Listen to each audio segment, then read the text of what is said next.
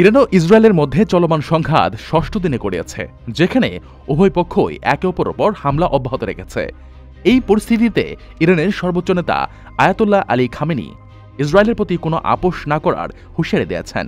মার্কিন president Donald ট্রাম্পের ইরানকে নিঃশর্ত আত্মসমর্পণের দাবির প্রতিক্রিয়ায় সামাজিক যোগাযোগ মাধ্যম এক্সে দেওয়া এক পোস্টে খামেনি বলেন, আমরা ইসরায়েলের প্রতি কোনো দয়া দেখাব না। খামেনির এই হুঁশিয়ারির পরপরই ইসরায়েল ইরানে নতুন করে হামলা চালিয়েছে।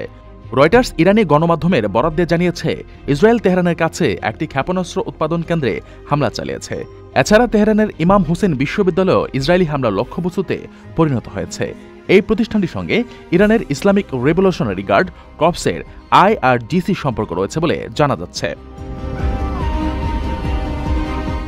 এর জবাবে ইরানও মঙ্গলবার রাতে ইসরায়েলে নতুন করে হামলা চালিয়েছে।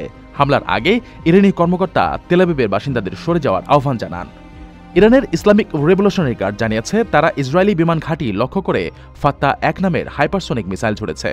ইসরায়েলি প্রতিরক্ষা বাহিনী IDF ইরান থেকে ছোড়া নতুন ক্ষেপণাস্ত্র শনাক্ত করার কথা জানিয়েছে এবং হামলা প্রতিহত করতে আকাশ প্রতিরক্ষা ব্যবস্থা সক্রিয় করা হয়েছে বলেও ইসরায়েলি সেনা কর্মকর্তারা নিশ্চিত করেছেন। এদিকে এই ক্রমবর্ধমান উত্তেজনার মধ্যেই মার্কিন প্রেসিডেন্ট ডোনাল্ড ট্রাম্প ইসরায়েলের সঙ্গে যৌথভাবে ইরানের পারমাণবিক স্থাপনাগুলোতে হামলা চালানোর বিষয়টি বিবেচনা করছেন বলে জানা গেছে।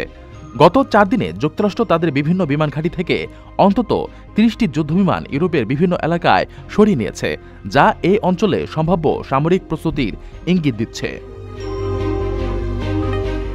সব মিলিয়ে ইরান ইসরায়েল সংঘাত বর্তমানে চরম আকার ধারণ করেছে।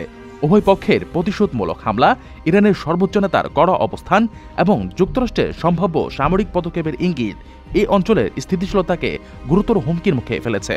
আন্তর্জাতিক মহলের উদ্বেগ বাড়ছে এবং এই সংঘাতের ভবিষ্যৎ গতিপথ নিয়ে অনিশ্চয়তা দেখা দিয়েছে।